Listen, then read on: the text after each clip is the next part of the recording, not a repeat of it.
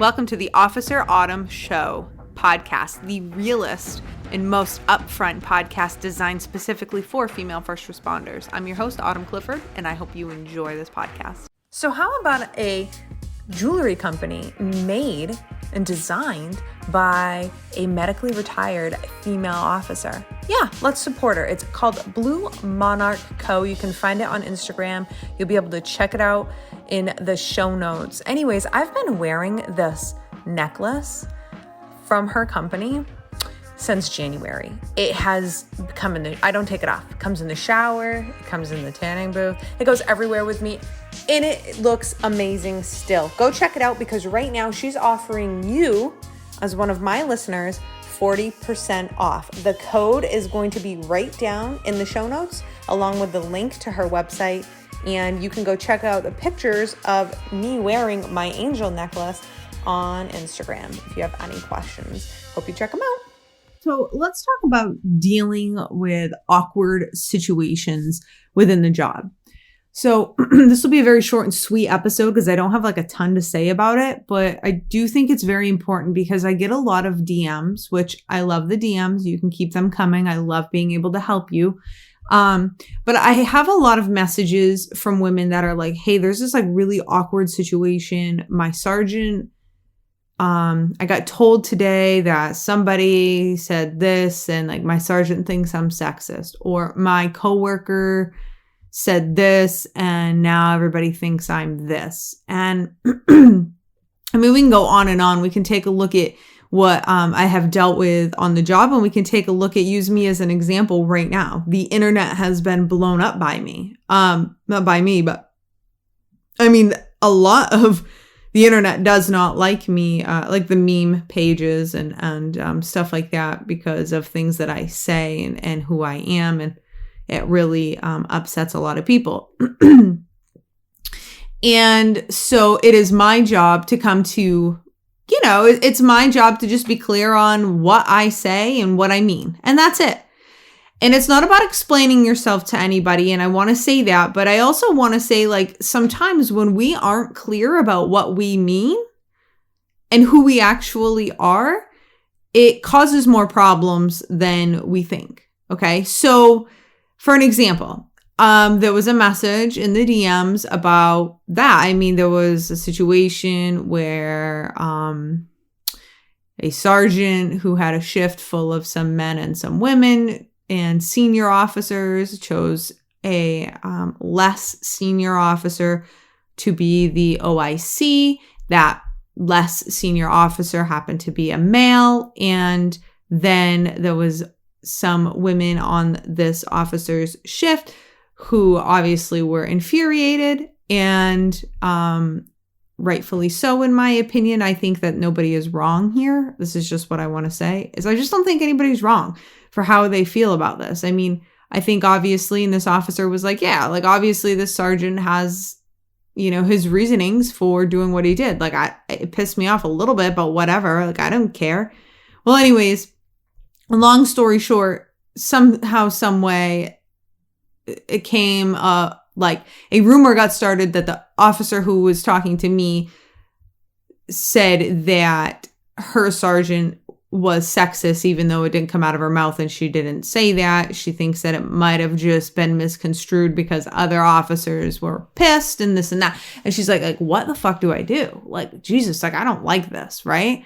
First off, like, nobody is wrong in this situation, and we all like don't really know what happened, right? Like, and the cool thing about this officer, she's awesome, and she was just like, yeah, like, obviously it rubbed me the wrong way. I have more time on the road than this guy, but like, do we know that we don't even know what this guy's history is? Like, well, we didn't get into it. And she was very cool about it. Be like, yeah, well, my sergeant has his reasons and that, whatever. I moved on. The whole problem is not that. The problem is that my sergeant now thinks that I said this thing, but I never said. And so the answer is we sit down with that sergeant and we just clear the air. Because from the sergeant's point of view, right, being told that you are sexist is a very serious issue. Now, and I'm going to just say this, as much as it pains me to say, in some departments it means more, And in other departments, it means less and they'll get swiped under the rug. It is what it is. We're not going to battle about that. It's just, it is what it is.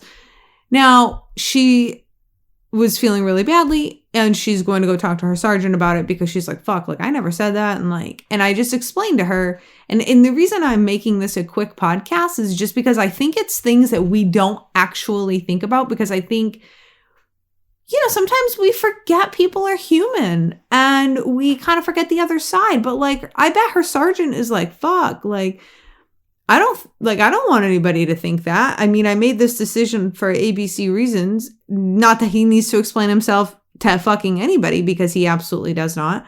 There was nothing disrespectful or out of line. I mean, obviously it hurt some people.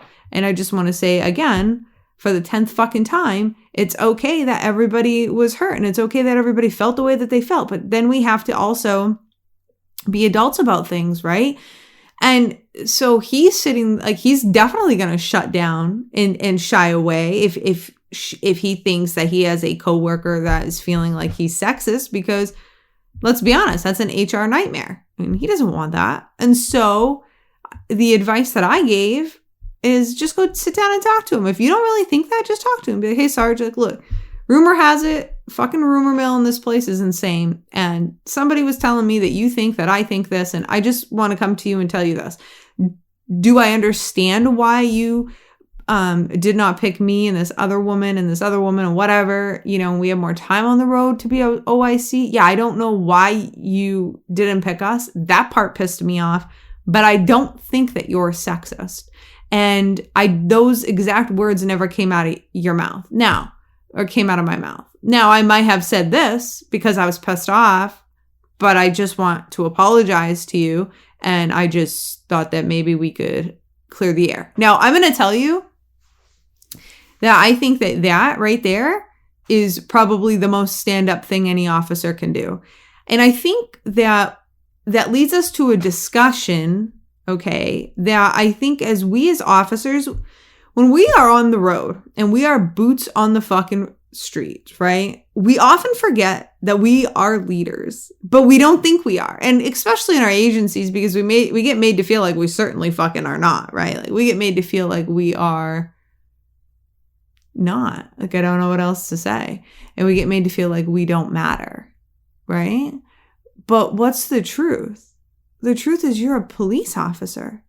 You do matter. You are a leader. You are a fucking leader. You are out there. You are doing the things. So don't ever forget that you have got to hold yourself to this standard, and you have to look at yourself as a leader, even if you're not leading anybody except yourself, or you are a leader. And so ask yourself what a leader would do. And I think that if we as a whole start actually looking at ourselves this way and start conducting ourselves in this manner, you're going to see a change in the culture, which is the whole fucking purpose of all of this, right? Like we want to see a change in the culture, and you do too. And you want to be a part of that change. And that's why you're listening to this, and you're making yourself better constantly. So if you are having any kind of issues that way, I just think it's always worth it to face it head on. And those can be very difficult conversations. I'll give you an example. So when I first started, when I first started with the city agency that I got hired with, I was a deputy before then, okay? But I wasn't on the road. So I worked court security and transport. And basically anywhere else they needed a fucking deputy, that's what I did. But I wasn't on the road. So when I got I made a lot of mistakes. Like I told you, I wore my hair in the ponytail. I would wear a lot of makeup, or I would be flirty, not understanding that I wasn't trying to be, or whatever. The first impressions that I gave weren't great. And I was in an all-male department. I was the only female, okay? So it's very much a good old boys club. It's very old school. It's still till to this day. That agency is very, very old school. There's nothing wrong with that, but I'm just telling you that's what it is. And so wives didn't like me, okay? And so because the wives didn't like me, I developed a reputation that I had to get rid of. Like, I had to fight for that, which is honestly like why I say all the things that I say. Like, I'm not too proud. I'm not sitting here telling you like I'm the greatest, I'm the best, you should be like me. No, I'm fucking telling you, Jesus Christ, don't be like me. Don't do the shit that I did, please, because fuck, I don't want any woman to go through the shit that I went through. And so anyways, I had my first fucking day with my FTO.